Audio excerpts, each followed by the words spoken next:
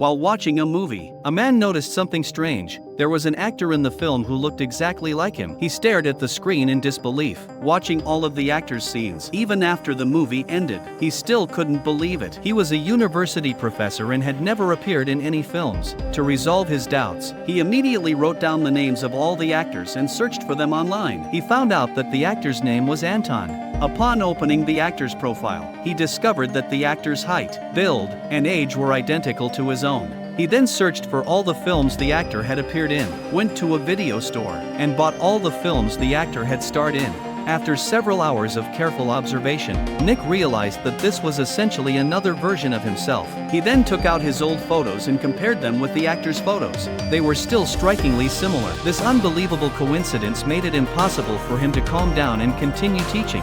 Nick then used the address from the actor's profile, disguised himself as Anton, and decided to investigate the actor's agency. However, as soon as he entered the lobby, he was stopped by security.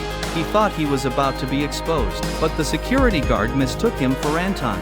The security guard said he hadn't seen him in a long time and asked why he had grown a beard. Nick quickly lied that it was for a new role. The security guard handed him a letter, and Nick fled in a panic after receiving it. The envelope contained Anton's home address. Following the address, Nick arrived at the building where Anton lived. After hesitating for a long time, Nick decided to call first to test the waters. Using the number on the letter, he successfully called Anton's home phone, but it was Anton's wife who answered, and she mistakenly thought Nick was her husband. Despite Nick's explanation that he wasn't Anton, she didn't believe him.